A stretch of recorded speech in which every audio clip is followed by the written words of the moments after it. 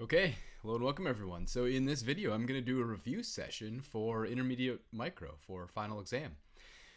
All right, so I'm going to start off thinking about basic consumer theory, and on the slide here that I've written out, I've got consumer theory. And so we'll start off thinking about, well, utility maximization, first of the perfect substitutes form. Second, with Cobb-Douglas, you see here I've written out sort of Lagrangian form.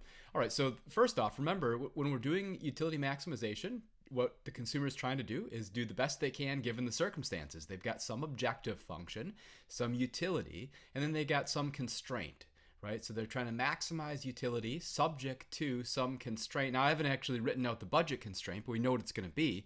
It's going to be the price of good 1 times the amount of good 1, plus the price of good 2 times the amount of good 2 has to be less than or equal to, or exactly equal to is the constraint itself, is the budget line itself, the income. And so here I've got the price of good 1 is 5, price of good 2 is 9, the income is 45. Then I've got my utility function, this is perfect subs. And so my marginal utility of x is 5, my marginal utility of y, it's beta. And so ultimately what we want to do with perfect subs, right, we want to compare the three pictures that can happen, the three circumstances. We could get our Alex solution, we could get our Ali solution, or we could get our BC, possibly Butch Cassidy solution, right? So what's happened here with our Alex solution, we have a situation where we have steeper indifference curves and a flatter budget constraint.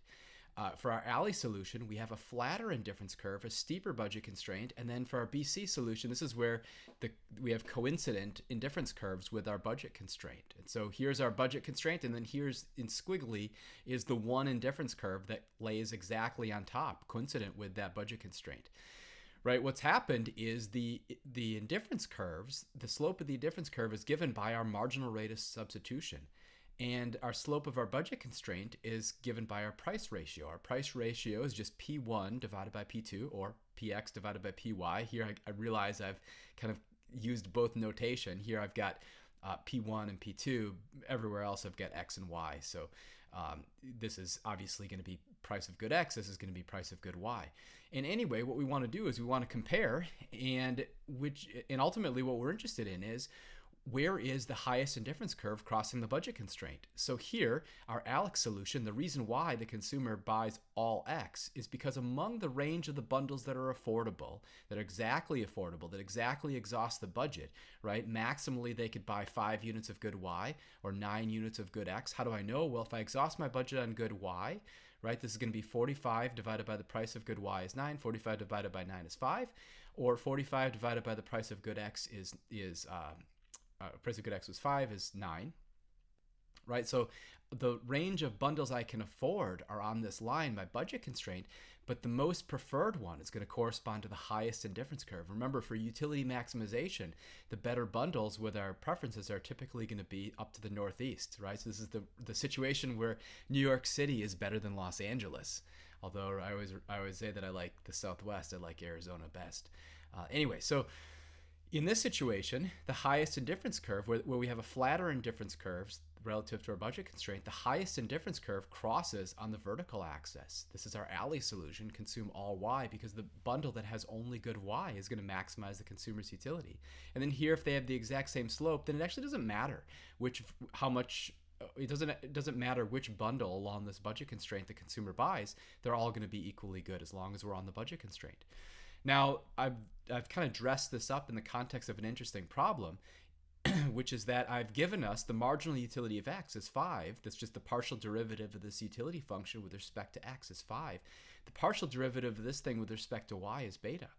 And so what we're doing is we're going to compare 5 divided by beta versus 5 over 9, and we actually don't know which is going to be the optimal bundle because we don't know what beta is. Now, if it's the situation where beta is smaller than 9, we get our Alex solution. If we have beta is bigger than 9, we get our Ali solution. And if beta is equal to 9, then we get our solution along the budget constraint.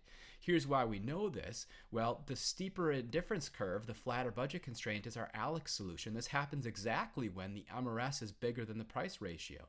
For the MRS to be bigger than the price ratio, the numerators are the same in this case. What about our denominators? Well, to make this bigger, we need to have beta smaller than 9, right? Think about like really small numbers. Think of like 1. So 5 divided by 1, oh, that's 5. Think about 5 divided by 9. Well, that's something kind of around 4.5, right? It's not because half of 9, sorry, 4.5 is close to 0.5. 4.5 is half of 9, so 4.5 divided by 9 would be 0.5. This is going to be something a little bit bigger than a half, right? 0.6 or something like that. Anyway, so here, if beta is smaller than 9, then we would have a steeper indifference curve. The MRS would be bigger than the price ratio. What if beta is bigger than 9? Well, now we've got a larger denominator. Think of something really big here. Think of like 1,000, right? 5 divided by 1,000 is tiny. 5/9 is definitely steeper. The budget constraint would definitely be steeper. This would give us a really flat indifference curve. That'd be our Alex solution, right? And then when we have the same numerator and same denominator, that's when these slopes would be the same, right? And the last thing that I was showing us is like, how much would this cost? What would be the expenditure for the consumer to buy the bundle? Well, suppose we had a situation where we actually had our all X or our all Y solution. Sorry, I've solved this out for the all Y solution. Suppose indeed beta is bigger than 9. Now I haven't given us that from the question. I just wanted to show us one example of how you could actually calculate the expenditure for the consumer on this bundle. Suppose we did have a situation where beta was greater than 9. Suppose that was just assumed in the setup of the question, or maybe we determined this somehow. However that is the case, if beta is bigger than 9, this is going to be, we'll consume 0x, we'll consume 5 units of y. What will that cost? Our expenditure on x will be 5. Price of good x times 0 is 0. My expenditure on y will be 9. The price of good y times my amount of y would be 5. So my total expenditure would be 45, which indeed, yeah, that exhausts my budget constraint. You could do the same exercise, right, to verify essentially that this point is on the budget constraint. I just wanted to show us at least one, kind of remind us of the fact that the cost to the consumer, the expenditure, is going to, of course, be exactly the budget, right? Exactly the income. All right. Next thing I want to do is a Cobb-Douglas problem. So here I've given us the price of good x is 5, price of good y is 10, income available is 50. We have Cobb-Douglas preferences, it's just x times y, right? So the alpha and beta here, the exponents would just be 1. And so I've set up my maximization problem. I've kind of skipped kind of to my Lagrangian, which is going to be objective function minus the constraint, right? The constraint is going to be lambda times, well, this is just my budget constraint. Expenditure on x plus the expenditure on y minus my income. All right, so I'll take my partial derivative with respect to x. So this is going to be, well, y is going to be a constant with respect to when we differentiate with respect to x. So it's going to be y minus lambda. Well, this is going to, just as y was a constant here, our coefficient here is going to be 5. So this will be y minus lambda 5 or 5 lambda equals 0, makes it a first order condition. Then I'll have my derivative with respect to y, my partial with respect to y will be x minus lambda 10, right, equals 0. And then my derivative with respect to the constraint lambda, that's just this right here. This is a constant. When I differentiate this whole term with respect to lambda, this expression is going to be a constant, so the derivative, the partial is just my constraint. That just always happens. Now what I need to do is I need to find my point of tangency. Or I could solve these each for lambda. I could substitute and okay, fine. Or you could stare at this and say, wait a second, y over x, this is the MRS, 5 over 10, yeah, that's my price ratio. And so I do actually have my MRS as y over x, and you should recognize that from Cobb-Douglas MRX. And my price ratio is 5 over 10. Okay, good. This is going to hold with equality at our tangency, but we're going to get tangency with Cobb-Douglas preferences. And then solving for the relationship between x and y such that I can substitute this into the constraint, right? We always, when we're doing optimization, you always substitute the tangency into the constraint. In this case, the constraint is the budget constraint. All right, so what I'm going to do is I'm going to replace 2y for x into my constraint. And then here I'm going to factor out my y. Factoring out a y, I'll have 2 times the price of good x plus price of good y. That whole quantity times y, and then dividing through, I'll have m over this stuff is going to be my Marshallian demand for good y. And then what I've done is I've evaluated at the particular prices and income that we had available, and it's going to tell me, oh, I'm going to buy 5 halves or 2.5 units of good y. if I'm going to buy 2.5 units of of Y, how much good X am I going to buy? Well, you could substitute back in for X, and you could into the constraint. You could solve this, and you could substitute for X. You could substitute for Y, and get your budget constraint in terms of only X. So substituting for Y, you'd replace Y with X over 2, and then you'd solve. Okay, good. Or I could just say, wait a second, I've got Y, so then twice that is going to be my X. And so if I double that, then my Marshallian demand, or my demand for good X here, is going to be 5. One thing I want to reflect on now is, remember the special property of Cobb-Douglas, where the consumer is going to always spend a constant share of their income. The expenditure is going to remain constant on both goods, regardless of price changes. Okay, so let's see this here. Let's ask, what's my expenditure on good X? Well, here my expenditure on good X is the price of good X times X. So I had 5 units, the price of good X was 5, so my expenditure on X is 25. What's my expenditure on Y? Well, it's going to be Y times the price of good Y, so 5 halves times the price of good Y was 10, so 50 divided by 2, oh, it's 25 also. But wait a second, it has to be, because remember our Cobb-Douglas demands. If you think about our general Cobb-Douglas demands, right, it's going to be alpha over alpha plus beta times M over PX for the demand for good X, and then beta over alpha plus beta times M over PY for the Marshallian demand for a good Y. Well, in this case, my alpha and my beta are both 1, so 1 over alpha plus beta is going to be 1/2, and then M divided by the respective goods price gives us our Marshallian demands for Cobb-Douglas. All right, so now I can evaluate this at the prices or the data given. So 50 divided by 2 times 5, sure enough, that's my demand for X that we found here. And then Y star, M over 2PY is 50 divided by 20. Sure enough, that's going to be 5 halves. That's what we found over here. Interestingly, from this, we can manipulate this. We can multiply this PX to this other side. So we'll have PXX is equal to M over 2, and PYY is equal to M over 2. That's going to tell us that my expenditure on good X and my expenditure on good Y is always going to be half my income. So my income here is going to be 50, so my expenditure is going to be 25. And sure enough, we see this. We saw this over here. Now my question was, how does my optimal demand for good Y change if the price of good X doubles? Oh, my demand for Y is not going to be affected if the price of good X doubles, because my demand for Y doesn't involve the price of good X. It only involves the price of good Y.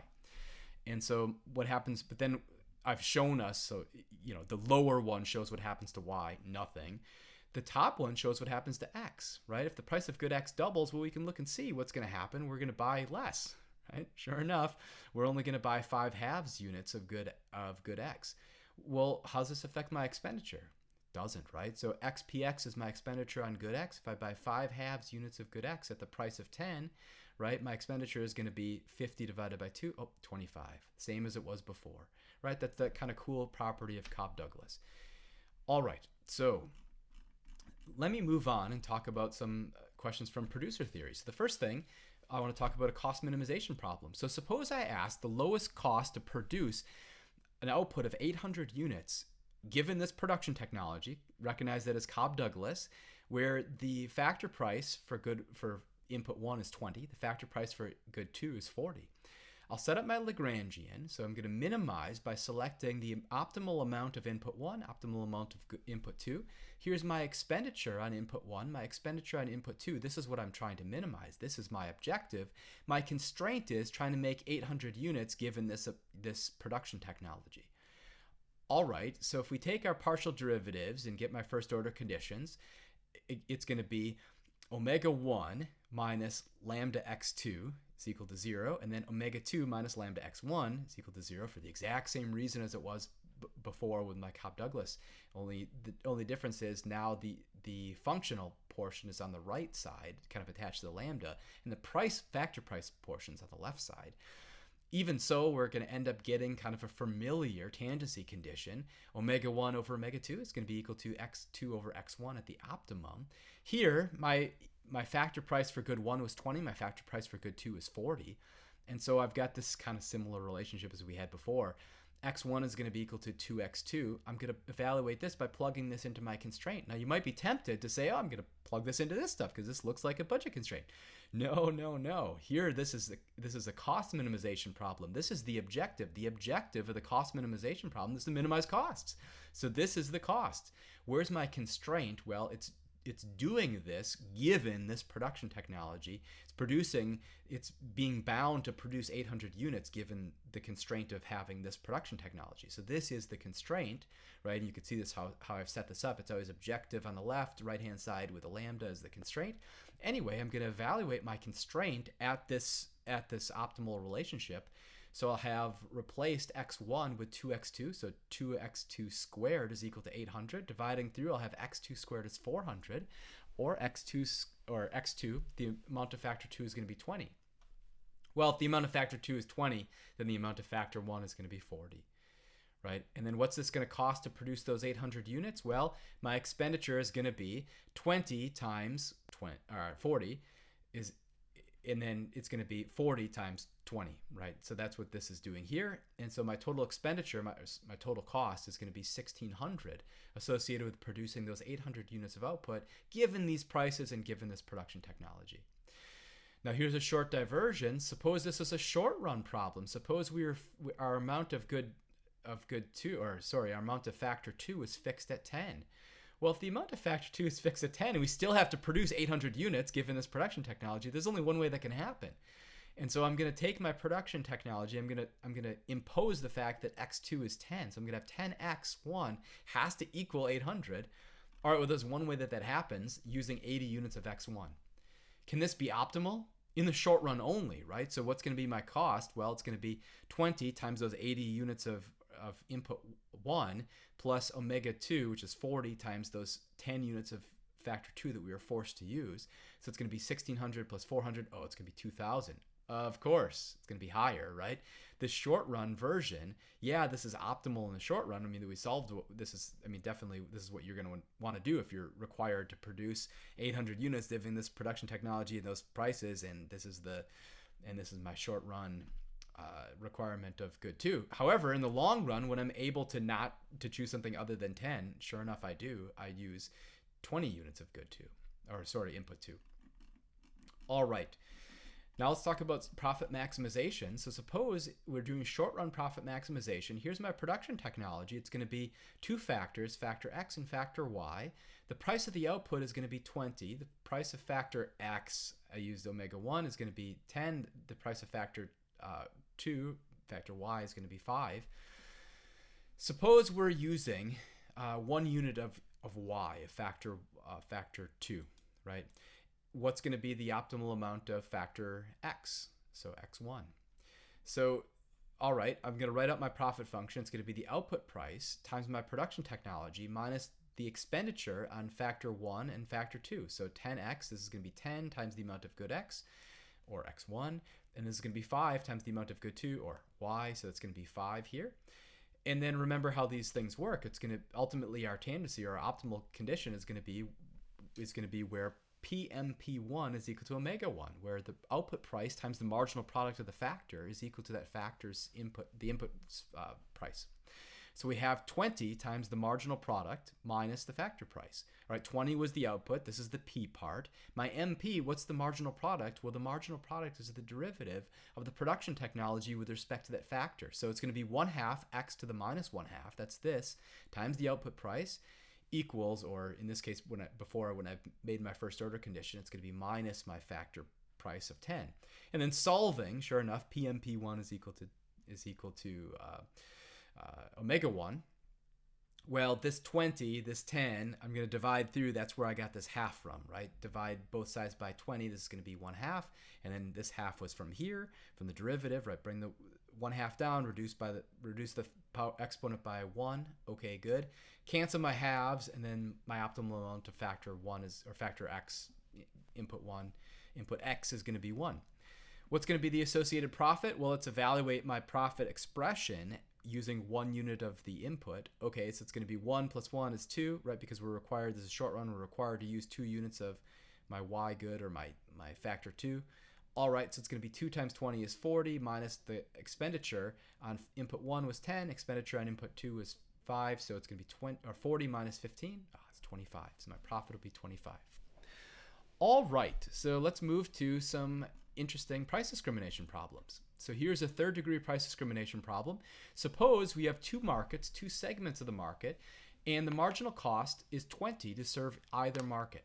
So market 1 is going to be given by the following inverse demand. Price is equal to 420 minus 1/3 Q. Market 2 is going to be equal to, or inverse demand is going to be price is 440 minus 1/4 Q. This looks like plus. I meant for this to be minus, and then the way that I scanned this, it showed up as I had done something different before. So this is indeed supposed to be minus. See the minus here, and then this showed up a little bit more. It looks a little bit more like a plus, and maybe I did not as aggressively shade over with my minus as I should have. Anyway, so I'm going to write out the profit maximization problem separately for the two markets. Here's for market 1, here's for market 2. Basically, when you're doing third degree price discrimination, you're just going to find the optimal output for a single price monopoly twice, right? You're going to find the output corresponding to where marginal revenue equals marginal cost, then find the associated price from the demand curve, right? So you could just find marginal revenue. Remember, it's going to have the same vertical intercept and twice the slope as the inverse demand, and then set that equal to the marginal cost and then solve. So you could do that. That'll be really quick. Or you could write out the profit function. I've done this here. So it's going to be price times quantity, that's revenue, minus cost times quantity. So it's going to be 420 minus 1/3 Q times Q minus 20Q, right? Marginal cost times Q. Okay, good. Now distributing this Q, I have 420Q minus 1/3 Q squared minus 20Q. And now I'll take my derivative. So this would be 420 minus 2/3 Q. And now you see why this is marginal revenue here, why marginal revenue has the same vertical intercept but twice the slope as my inverse demand. It's from this Q squared, from this derivative. Minus 20, and then solving, okay, 420 minus 20 is going to be 400 is equal to 2/3 Q. 3 times 400 is 1200 divided by 2 is going to be 600 as my optimal quantity in market 1. The associated price, well, prices come from demand curves, so I'm going to put this quantity in here. 600 divided by 3 is 200. 420 minus 200 is going to be 220, so that is my monopoly's price for market 1. Now we do the same thing again for market 2. Here's going to be my inverse demand. Okay, here's my quantity, here's my marginal cost. Distributing my Q, I have 440Q minus 1/4 Q squared minus 20Q. Taking my derivative with respect to quantity, I'll have 440 minus 1/2 Q minus 20. And then solving, I'll have optimally what 440 is equal to 1/2 Q, or 2 times 420 is, 2 times 420, Q times 4, 2 times 440. Let's see. So this, what would I verified this down here, didn't I? So let's see. Here now I'm wondering, because if I have 440, okay, here. 420, yes. All right, so I have 440 minus 20 is going to be 420. Times 2 is going to be 840 is equal to Q. Good. So here I confuse myself and probably anyone who is following along closely. So here, so behind the scenes, what was the confusion? I wrote out a different version of this problem, and so when I was going through this just now, I was remembering the other version of the problem, and I was like, oh, did I leave this how it was? No, I actually, no. So this is the version that I had intended to, and if I had been just a little bit quick, I wouldn't have stumbled over that. Anyway, so this is the correct quantity. This is the correct step. How do we get from 440 to 420? Oh, we had a 20 here, right? So, okay, good. 2 times 420 indeed is 840 is equal to Q. And then going to the demand curve to find the associated price. So 440 minus 1/4, 840 is going to be 440 minus my 210 is going to be my monopoly price of 230. All right, very good. Now let's suppose we are not able to do third degree price discrimination. Suppose we have to combine these two markets together.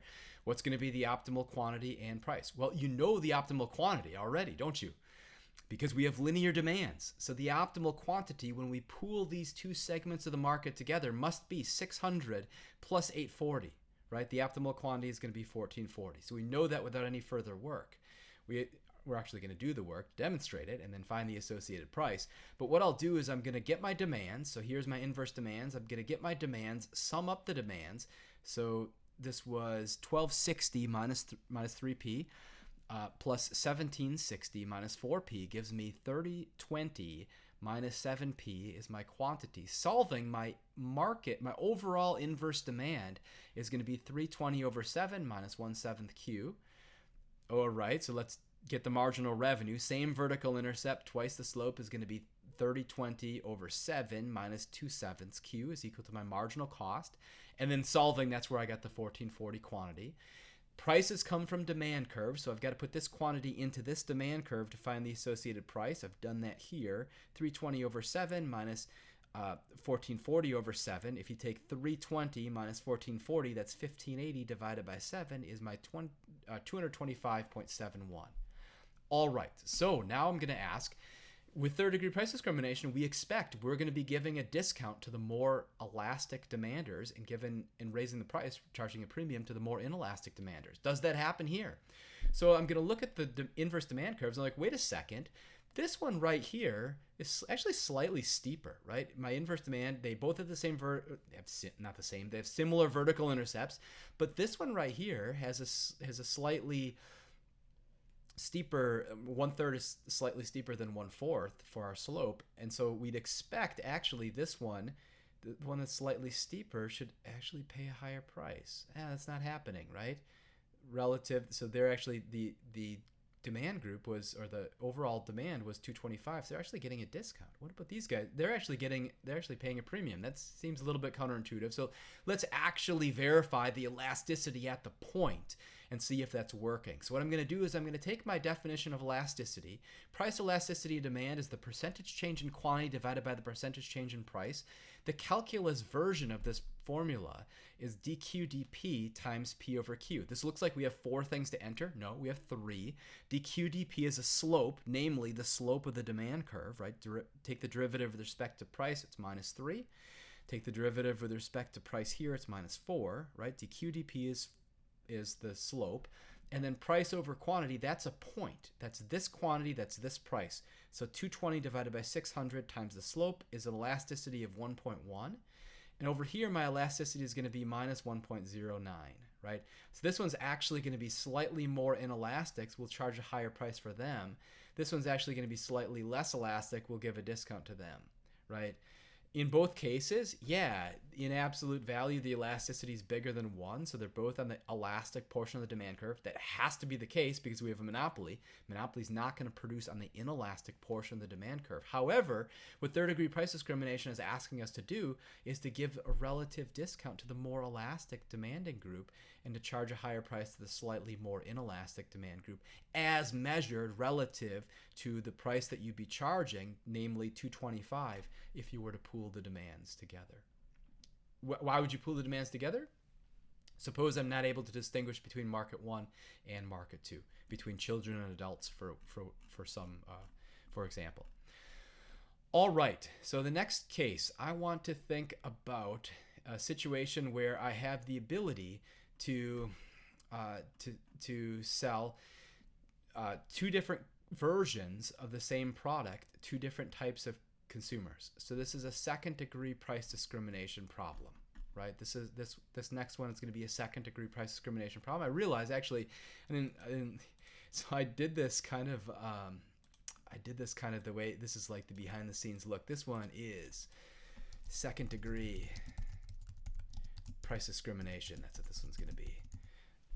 So when I write out exams and when I write out new problems, I just sketch it out just like this, and then I build up the problem once I've got the problem worked out. And so this exercise could have very easily become an exam question. Instead, it's a review question. So, all right, let's see. My marginal cost for my low quality version is 8. My marginal cost for my high quality version is 14. I have 2 types of consumers, type A consumer, type B consumer. My willingness to pay is given by this table. So my willingness to pay for my low quality consumer is for my type A consumer is 13 for low quality. It's 11 for my type B consumer for low quality. My type A consumer will pay 30 for high quality, and my type B consumer will pay 20 for high quality. I have 100 consumers of each type. And if I'm practicing second degree price discrimination, remember, I'm going to offer these same prices to both consumers, and they're going to choose, they're going to select from the same menu of options, and they're going to buy whichever price is right for them. So I'll maybe have an arrangement of prices, and they'll self-select, right? That's different from first degree price discrimination, where you just give them their willingness to, the price equal to their willingness to pay outright, or third degree price discrimination, where you price based on a verifiable group affiliation, like children or adults, or student versus non-student, or visitors versus tourist or locals, or something like that. In this case, suppose now I've got three decisions. I can sell just the low quality, I could sell just the high quality, or I could sell both qualities. Suppose I sell just the low quality, right? If I sell just the low quality, the price I actually want to set is a price of 11. Well, suppose I were to set a price of 13, then I'm only going to sell 100 of them to my type A consumers. 13 minus marginal cost of 8 is going to be 5 times the 100 consumers gives me 500. Or I could set the price of 11. 11 minus 8 is going to be a slightly smaller markup, right? My marginal consumer is going to be willing to pay 11. My marginal cost is going to be well, this consumer would have been willing to pay 13. My lower consumer, type B consumer, is going to be willing to pay 11. If I charge their willingness to pay, then it'll be 11 minus 8. That's 3 times the 200 consumers are going to buy. I actually shouldn't have wrote 2. I should write 200 there. I don't know if I'm going to be able to. I don't know if I'm going to be able to fix that. Okay, so that's supposed to be 200. That's cool. That's cool. It turns into a circle. So this is supposed to be a 2. It's kind of right. Kind of. Okay, anyway, so we get our 3 times 200. It's right down here anyway, so 600. All right, so definitely 600 is bigger than 500. So if I'm selling low quality, I'm going to set the price of 11. All right, so what if I'm selling high quality? If I'm selling high quality, now I want to set the price of 30 and actually want to ignore my type B consumers. Because if I set the price of 30, my markup's huge. It's going to be 30 minus 14 times 100, so 16 times 100 is 1600, which is higher profits than if I were to sell to both at the price of 20. If I sell at the price of 20, then I'll have, markup of 6 times 200 is going to be 1200. Yep, so if I'm selling just the high, I'm going to sell at a price of 30. If I'm selling just the low, I'm going to sell at a price of 11. And if I offer these two prices, my consumers would buy, both consumers would buy the low quality. Only my type A consumer would buy in this situation. Remember, with second degree price discrimination, we're assuming we have like some item where you're not going to buy both qualities. You're going to buy either high or low quality, one unit, or nothing. Suppose I sell both qualities. Now I want to separate my consumers. I've got two concerns. The first concern is if I set the price of the low quality too high, my type B consumer, my lower demander, is not going to buy.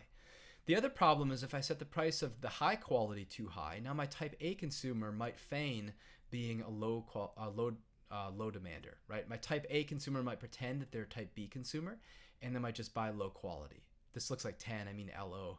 Should put LOW. Still have my tool. That's terrible.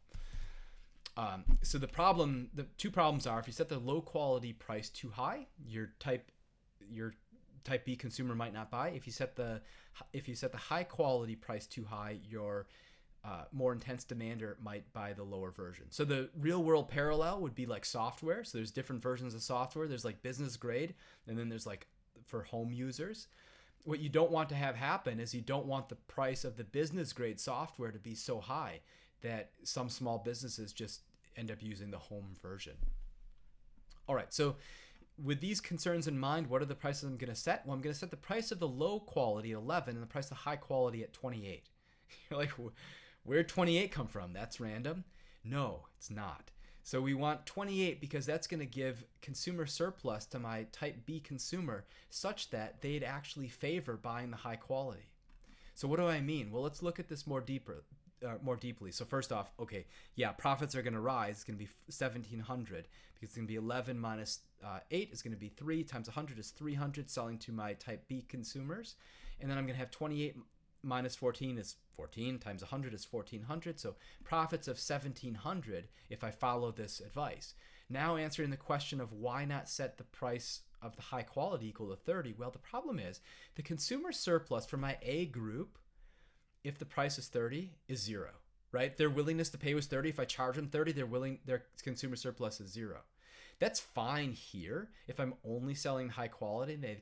They only have the option to buy high quality. It's not fine here, because here I'm offering both of these prices. They're going to see this menu of prices and they're like, wait a second, why would I buy the high quality at 30 and get 0 consumer surplus when I could buy the low quality at 11 and have 2 units of consumer surplus? I would have paid 13 for low quality. They're going to charge me 11. Awesome. So I'm going to do that. So that's the problem. All right, so we need to have more than 2 units of consumer surplus for my type A. Well, at least 2 units, but strictly more will do it for my type A buying high. So what I need to do is I can't set the price of the high quality any higher than 28, because at 28 my consumer surplus is actually going to be 30 minus 28. It's going to be 2, and then technically the consumer's indifferent between buying high and low quality. But what we always say is we'll break the tie in favor of the economic activity. If you're uncomfortable with that, you could set the price of the high quality good at $27.99 or at 27. So something that would make them strictly or 28 minus epsilon, where epsilon is small and positive, right? Something to make them strictly prefer. Although, so the point is we want the consumer not to have a reason to buy the low quality. So, all right. Okay, so puppy study break. Puppy's not quite sure if puppy belongs on this couch. Puppy doesn't belong on the couch. All right, puppy study break. All right, so 2-part tariff question. All right, so my inverse demand is 420 minus 1/4 Q. My other inverse demand is 420 minus 1/3 Q for my 2 groups of demanders. This would be like my larger demand. This is my smaller demand. This is like the hardcore demand. This is like the casual demand relative to lecture. Same vertical intercept, different slopes, right? So this would be the horizontal intercept for my smaller demand. This is my horizontal intercept for my larger demand. And then my comment, this is not to scale, right? So if this is 420, this should actually be 3 times 420, right? And this should actually be like 4 times 420. So I didn't draw it that big. Not to scale. My comment here, it's kind of obnoxious, like the royally pretentious sick that journalists will use. So it's like, I saw that they did this wrong, so I'm going to call attention to it. Good. And then the question, is that more or less obnoxious than when they use something like signal caller to refer to quarterback? So the Packers just drafted Jordan Love, which I think was a good pick. We'll see. But signal caller is super annoying. You could see Deidre McCleskey for advice on avoiding elegant variation. So in the writing class, in the ethics and economic behavior class, Deidre McCleskey's one of the sort of few economists that took writing really seriously and kind of tried to raise the level of writing in the discipline. And one of the comments is to avoid using unnecessary variation, just to avoid using, so why just say quarterback? Anyway, so here we want to think about finding the optimal 2-part tariff when they must offer the same price and fee to both. Assume you've got a single consumer of each type, just for simplicity. All right, so if we have to offer the same tariff, the same access fee, and the same price to both, technically we need to verify that we don't just want to set price equal to marginal cost and then the access fee equal to the surplus, consumer surplus, right? So if you had an identical group of demanders, you just set price equal to marginal cost and then the access fee would be the resulting consumer surplus. We could try that. We could just pretend we have an identical group of demanders, set the fee equal to the consumer surplus for a smaller group. Fine. We'd get both to buy. But then we'd be sacrificing a lot of surplus from our larger group. Or we could set the fee equal to the consumer surplus of the larger group. Fine. But then we'd be sacrificing the smaller group. So we'd actually need to verify that you don't want to do that. But the reason why you watch the video is because the hard part is what I'll do here. So let's do that.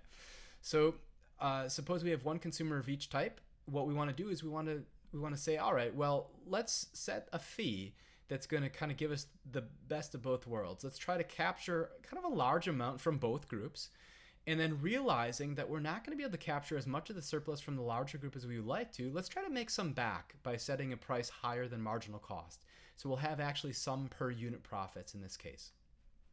All right, so what I'm going to do is I'm going to set my access fee based on the consumer surplus of my smaller group associated with some price P. And I'm going to find what this optimal price is. So I'm going to get an expression for consumer surplus. It's going to be 1/2 base times height, 1/2 420 minus P. And then it's going to be my quantity length, my length is going to be 1260 minus 3P, right? My demand, this is my demand. At this point, for a given price, my quantity is going to be Q is equal to 1260 minus 3P. Okay, so now I've got my expression. I don't like how this looks. So what I want to do is I'm going to factor out this 3. Because if I do that, now I'm going to have 3/2, which I can deal with, 420 minus P, that quantity squared. So I like that better. So you could FOIL or you could carry this through, but that's why. It's just so much easier to factor out this 3 here, and then you've got something much simpler to deal with, because staring at this, like, you can do this derivative in your head. You could do this one. That's a lot more to keep track of. So anyway, what I'm going to do is I've got my expression now for my optimal fee. Okay, once I find my optimal price, I'll drop that into this expression here, and I get the fee as well. So, but we have to find this price. We have to find the optimal price. I've said that a couple times. How do we find optimal prices? Well, we maximize profit. So what I'm going to do is I'm going to find profit, write this as a function of price, and then I'll take a derivative and get the optimal price. All right, so we had 2 consumers, one of each type, and I've chosen my access fee deliberately so that I get both to buy. So I'm going to drop this down here, multiply it by 2 because they're both buying. And now right here is my per unit profits from my small group. Here's my per unit profits from my larger group. I don't know if I kind of lost that right there. And then there's no fixed, it doesn't matter. There's no fixed cost because why? So, all right. Now what I'm going to do is I'm going to simplify this down. 2 times 3/2 is going to be 3. When I take this derivative, it'll be 2 times that 3. That's where that 6 came from. Times the quantity 420 minus P. Chain rule, -1 is the derivative of the inside. So that's what that was. Now here's how I like to take the derivative of this thing. You could FOIL, fine, but then you've got a lot of terms and you've got a lot of signs that aren't the same, and you could kind of lose track of things. And then it's a lot of like terms to be collecting. So I think it's better to do it this way, which is observing I've got this P here. The derivative with respect to P is 1, which means I'm just going to get one of these. That's this. And then the derivative here is going to be a -3 times this stuff. So that's this. I'm going to do the same thing over here. I'm going to get one of these from this derivative, from the derivative of this P. And then I'm going to get a -4 times this stuff. And then I'm going to, when I simplify this down, I'm going to bring this -1 inside. So I'll write this as 6P minus 6 times 420. And then I'm going to write this as, well, just what it is. I'm going to write this as 60 minus 3P. And I'm going to write this as 1680 minus 4P. And then this I'm going to write as 80 minus 4P. And then I clean this up real nice, and it comes down to a price of 70. Good. With that price, I can find my optimal access fee. This is the optimal per unit price. My access fee is going to be 420 minus 70, and that quantity squared times 3/2. And then that's the 183,750, which I'm getting twice. So my access fee profits are going to be 367,500. What are my per unit profits? Well, for my small group, it's going to be my markup, right? 70 minus 20 is 50 times the quantity they buy. So 1260 minus 3 times 70 comes out to be 50 times 1050 or 5250 or 52,500. What about for my larger group? Well, 70 minus 20 is 50, so that's markup. And then here's my demand at that price, which was 1,400. So I'm going to get per unit profits of 70,000 from my larger group. Okay, I'm going to add my 2 per unit profits to my fixed profits or fixed access fee profits and get 490,000. Now I'm going to compare this to the situation if I were to maximally extract surplus. So suppose we were to do something that looks a little bit like third-degree price discrimination. Maybe I've got children and adults, or I've got students and non-students, or I've got visitors and locals buying access to a park or ski hill or whatever it is, something where you're going to have an access fee and then a per unit fee. However is the case, if I am able to separate these 2 groups, I can give them their own per unit price and their own access fee. The own access fee is the important thing from this discussion right here. Of course, if I'm able to set different access fees, I'm going to set the per unit price equal to marginal cost and then fully extract surplus. This looks like first degree price discrimination, albeit different. So what I've written here is going to be the profits that I'm going to extract from my small group, profit from my large group. the profits are only coming from the access fee, which is going to be given by the consumer surplus associated with the price of 20, because that's the price equal to marginal cost. So 1/2 base times height, this is 1/2 times 420 minus 20, because that was this length. And then this is going to be 1260 minus, 60, 3 times 20. So that's this right here. And that gave me, whoops, that's this one. That gives me my profits for my small group would be 240,000. By similar reasoning, my profits for my larger group would be, so I had, what did I do? So this one is going to be 1260. This one's 1260 minus 3. This one's right. This one is going to be 1680 minus, not 20, 1680 minus, this has to be a 4 here. 1680. That's not what I want to do.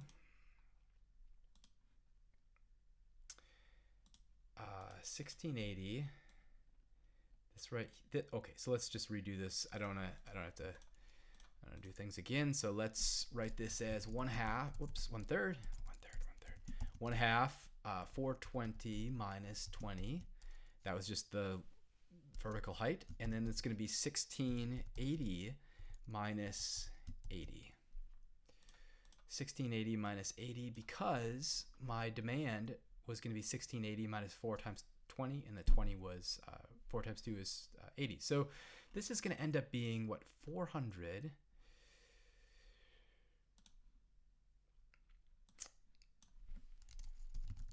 I wrote this as 1/4. It's just one of those. It's one of those weeks, everyone. It's just one of those weeks. 0.5 times 400 times 1600. 0.5 times 400 times 1600. It's one of those days. All right, so I don't know, was that worth it? That was worth it, I guess.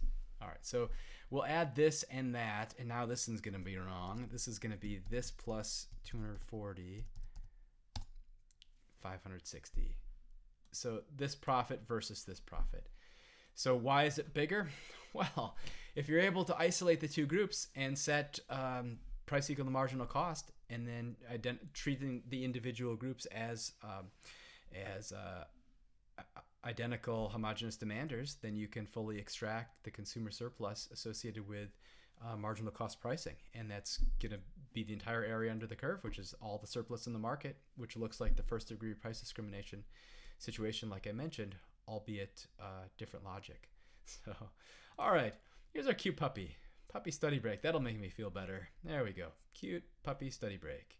So with Cournot, we have a market demand. We have two firms. The first firm, in this case, is going to have a marginal cost of 300. Second one's going to have a marginal cost of 600. And so what this means is I do not have symmetry, so I'm going to have to actually solve for my Cournot reaction curves independently.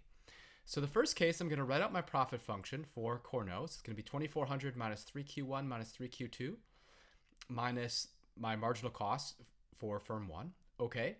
Then what I've done is I've just distributed this Q1, and then I've subtracted off 2400 Q1 minus 300 Q1. So I have 2100 Q1 minus 3Q1 squared minus 3Q2 Q1. Then I'll take my derivative with respect to Q1. So I'll have 2100 minus 6Q1 minus 3Q2. Solving for Q1, this is going to give me firm 1's optimal quantity as a function of firm 2's choice. Remember, with Cournot, we've got the strategic interaction. And then what I recommend is actually like dividing this out so we can get, rather than having this large division bar, I'll have 2100 divided by 6 is 350 minus 3 over 6 is 1/2 Q2. So here's firm 1's reaction to firm 2's choice, just written up a little cleaner. All right, now I'll write out firm 2's profit function. Again, it's going to be the market demand or the inverse demand. And I'm going to have 2400 minus 3Q1 minus 3Q2 times Q2, or that whole quantity times Q2, minus 600 Q2 because firm 2 had twice the marginal cost. Then with similar algebra to rearrange this, I'll take the derivative of 1800 Q2 minus 3Q1 Q2 minus 3Q2 squared. And this gives me 1800 minus 3Q1 minus 6Q2. Solving for Q2, I have firm 2's optimal quantity as a function of firm 1's choice. And again, I'll write this as 1800 divided by 6 is 300. And then I'll have 1 half Q1 is equal to Q2. Now what I need to do is I need to solve this system of reaction curves to find the optimal quantity. So I'll drop in, rather than having Q2 here, I'll drop in 300 minus 1 half Q1, solving by substitution. I'll distribute this minus 1 half. This gives me 350 minus 150 plus 1/4 Q1 equals Q1. Moving this to the other side, I'll have now 200 is equal to 3/4 Q1, or 800 thirds equals my optimal Q1. So firm 1's optimal choice is right here. Now let's find firm 2's optimal choice. We'll drop this into firm 2's reaction. 300 minus 1 half 800 over 3 is firm 2's optimal choice. That comes out, why did I do this? I wanted to get a common denominator, so I'll write 300 as 800 over 6 minus 800 is going to be 1000 over 6, gives me Q2. I'm just going to check to make sure that I've indeed found a fixed point, that I've indeed found the equilibrium. So I'm going to take this 1000 divided by 6, put this back into firm 1's reaction and make sure that I get firm 1's 800 over 3. Sure enough, if you do this, you'll find we do indeed get firm 1's optimal quantity we found before, which tells us when firm 1 sets a quantity of 800 thirds, firm 2 sets a quantity of 1000 sixths. And when firm 2 sets a quantity of 1000 sixths, firm 1 sets a quantity of 800 thirds. Now just reflecting on the fact that one has a marginal cost of 300, the other has a marginal cost of 600, which is the more efficient firm? Clearly it's the one with the lower marginal costs. Let's look at their respective monopoly situations. Well, let's find out the quantity that corresponds to where marginal revenue equals marginal cost. So 2400 minus 6Q1 is equal to 300 for the more efficient firm. 2100 is equal to 6Q1, or 350Q1 is the optimal monopoly quantity.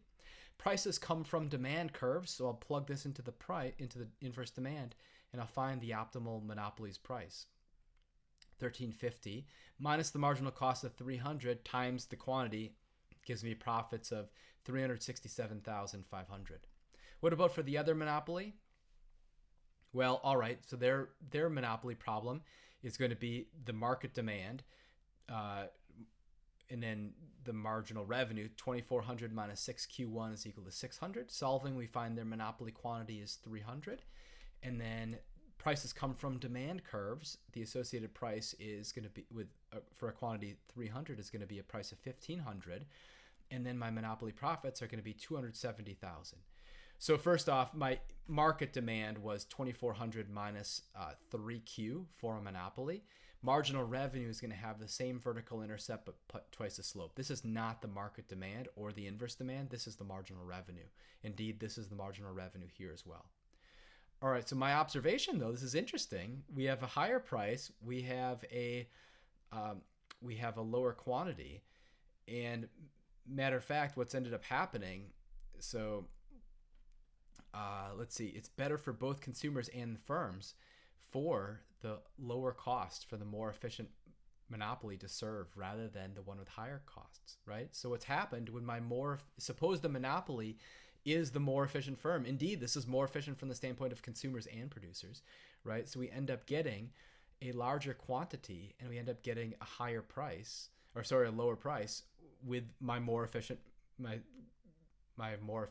monopolist. My less efficient monopolist, the one with higher costs, ended up having a higher price and lower profits, right? So my observation here is it's actually better for both the consumers in the sense of paying a lower price and getting a larger quantity, and for the producers in the sense of profits being higher for this monopolist than for this one. So in this duopoly problem, the better monopolist is this one, right?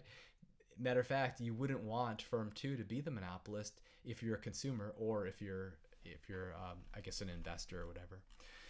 All right, so now let's look at a Stackelberg problem. So Stackelberg is like Cournot, but it's sequential in nature. So here's my Stackelberg inverse demand, 2400 minus 3QL minus 3QF. This is my leader's quantity. This is my follower's quantity.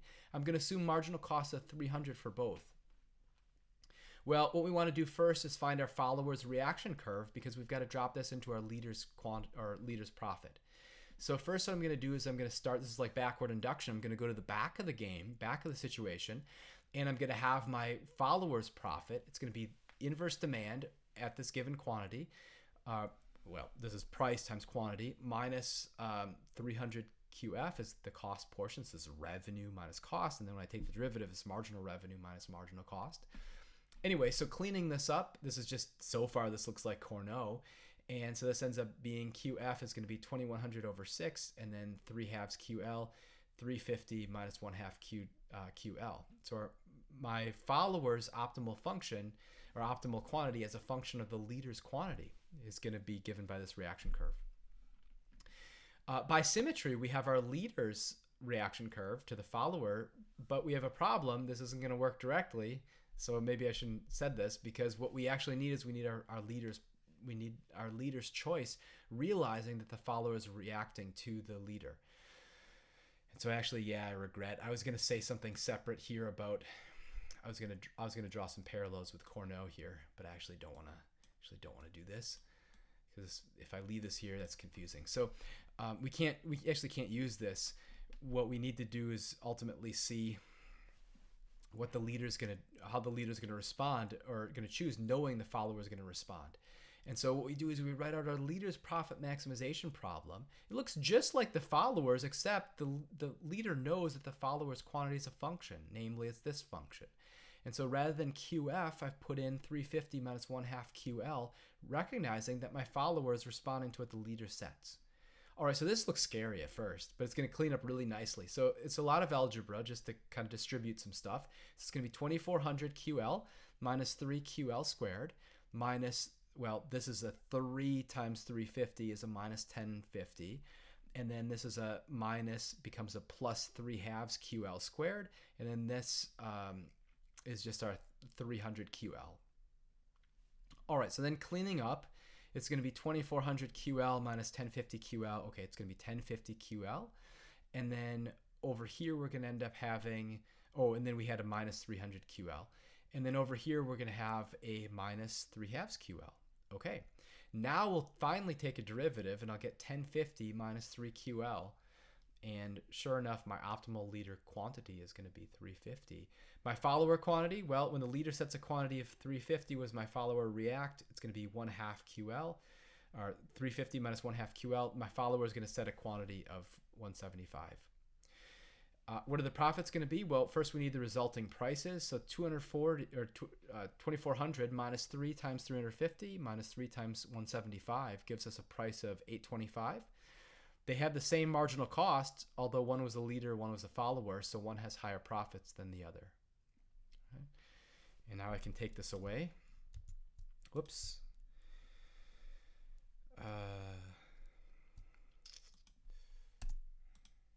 So what would the Cournot solution have done? Well, by symmetry, what the Cournot leader, if the leader was going to behave as Cournot, it would react this way. And then we'd end up getting our Cournot solution. And what ends up happening for our leader is not this QL is 350 minus 1/2 QF. Instead, what the leader's going to end up doing is it's going to end up choosing subject. It's going to make its choice on its own, basically. So its optimality, its optimal equation is going to be this right here. It's not quite a reaction curve, because what the leader is going to do is it's going to make its own choice and then know the follower is going to react. All right, so that's kind of the tie-in here. The other thing is, this is going to be optimal. If it wasn't, the leader could choose to play Cournot, right? The leader could just be Cournot, and then if the leader just set the Cournot quantity, how does the follower react? With a Cournot quantity. All right, so next I want to talk about adverse selection. Suppose you have 1,000 widgets, half are good and half are bad. Suppose the consumer's willingness to pay is 500 for a bad widget, 1,000 for a good widget. The seller's willingness to accept is 250 for a bad widget, 750 for a good widget. How much would the buyer pay for a randomly selected widget that says widget, assuming that half are good and half are bad? Well, the expected value, what buyers would believe a randomly selected widget would count for, would be valued as, it would be 1/2 times this 1,000 plus 1/2 times 500. So 500 plus 250 is going to be expected value for a randomly selected widget is going to be 750. Well, how many widgets will trade when the quality is unobservable at this price? Oh, let's see. The demander, the sellers of good widgets are demanding 750 for their good widget. That was weird. Buyers are willing to pay 750. So actually, all of them will trade. The expected value of a randomly selected widget is exactly the willingness to accept for good widgets. So actually, in this situation, it's actually not adverse selection because we wouldn't have a problem. We actually have the market working even if quality is unobservable. Why? Well, because there is enough, the willingness to pay for the good widget and the proportion of good widgets was high enough. Okay, well, what if a warehouse of widgets is discovered? There's 1,000 more. 3/4 of them are bad. Maybe they get damaged. I don't know. 1/4 of them are good. So if there's 3/4 of 1,000 that are bad, that's 750 bad. 1/4 of 1,000 that are good, that's 250 good. Plus my original 500 bad, my original 500 good gives me now 1,250 bad, 750 good. And my question is, now what happens when quality is unobservable ex ante? Well, the consumers are going to infer that 750 out of 2,000 are going to be good, 37.5%, and 62.5% are going to be bad. So now my expected value is going to be 1,000 times 37.5% plus 500 times 62.5%. This ends up giving me a willingness to pay, or an expected value of 687.5. That's lower than the 750 required for sellers of good widgets to part with their good widgets. So what ends up happening is the sellers of good widgets aren't going to participate. Only the bad widgets will trade, and the price will crash down to somewhere between 250 to 500, right? Somewhere between the willingness to accept of sellers of bad widgets and the maximal willingness to pay of buyers of bad widgets, right?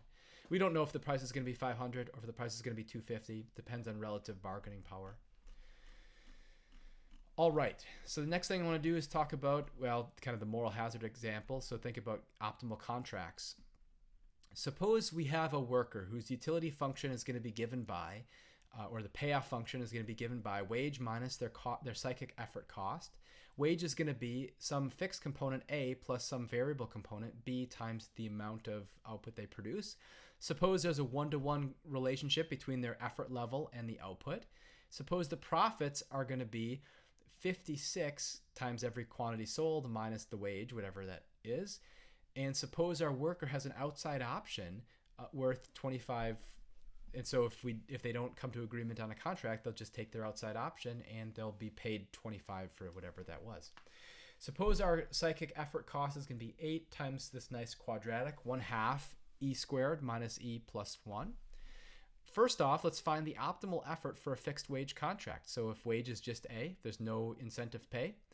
Well, my utility is going to be A minus my effort cost, or A minus 8 times the quantity 1/2 E squared minus E plus 1, or A minus 4E squared plus 8E minus 8.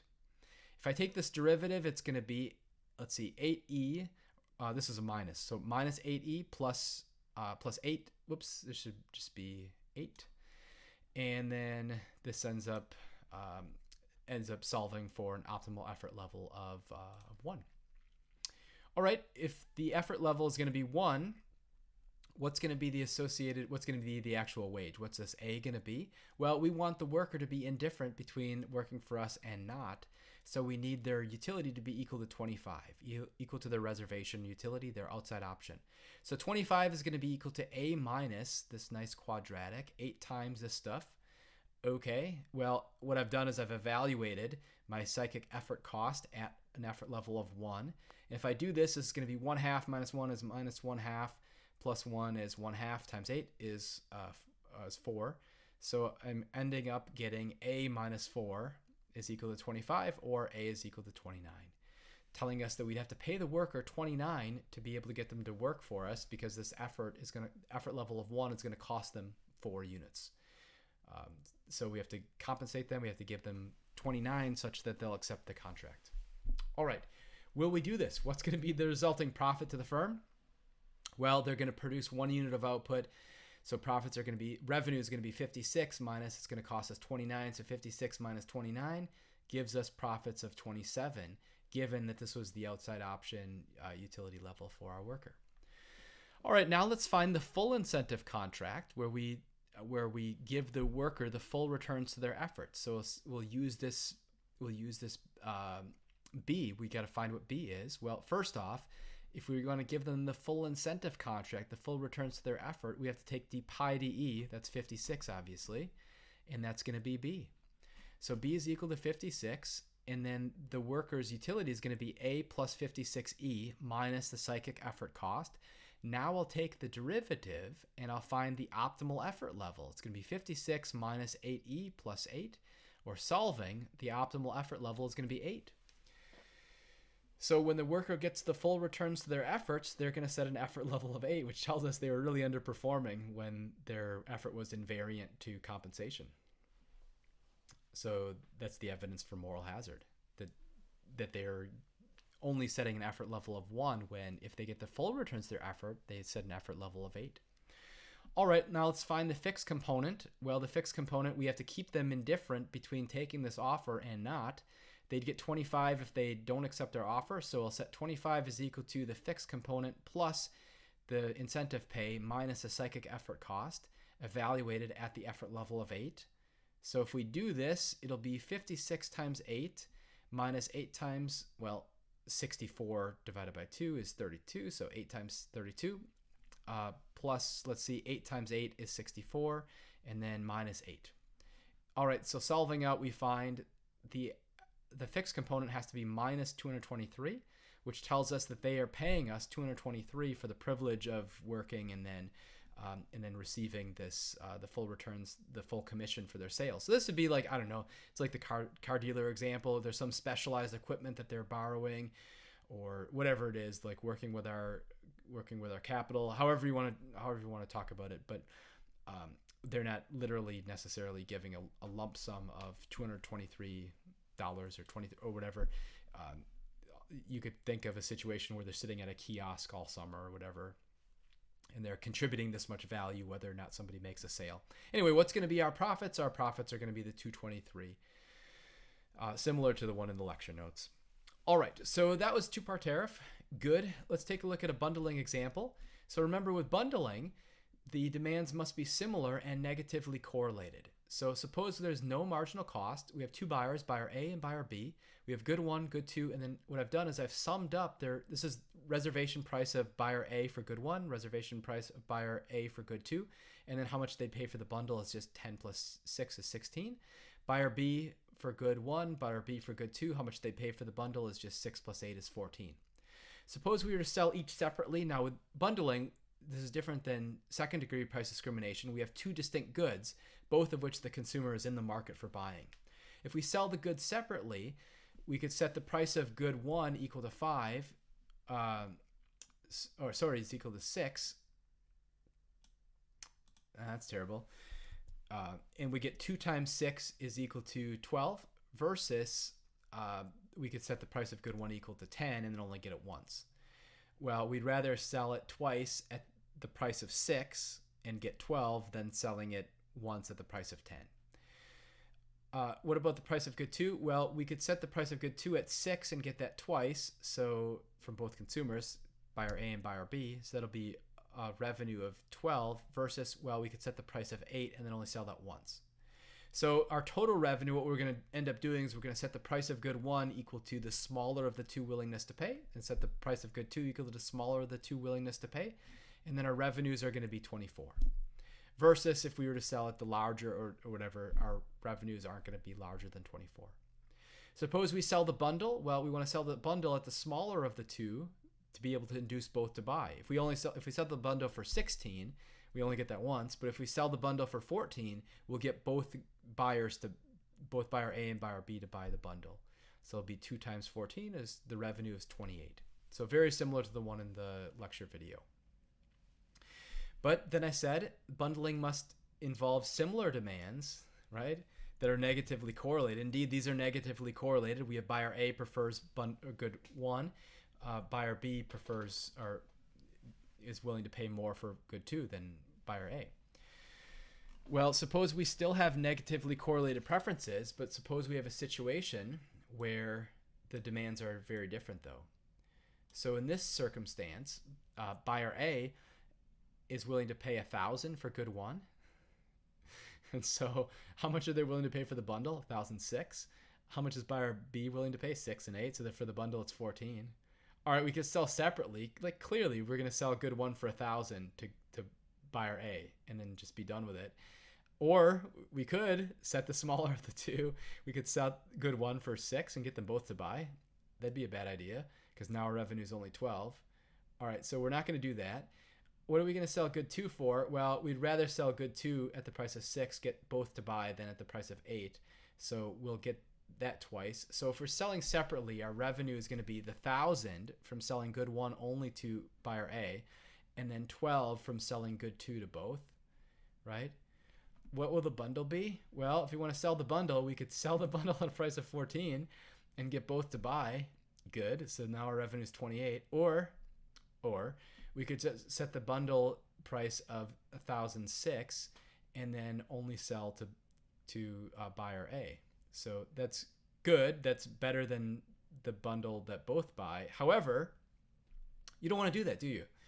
Because we're actually better off selling separately and then getting profits of 1,012 versus 1,006, right? And so this is a situation where we have negatively correlated preferences, but we'd actually rather not sell the bundle.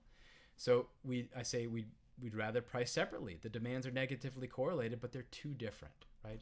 So this is what we need. We need for bundling, we need the demands to be similar and negatively correlated. Why? Because otherwise, if you have really different demands, you definitely want to price separately. So, okay, hope you enjoyed the video. I'm going to go ahead and conclude here.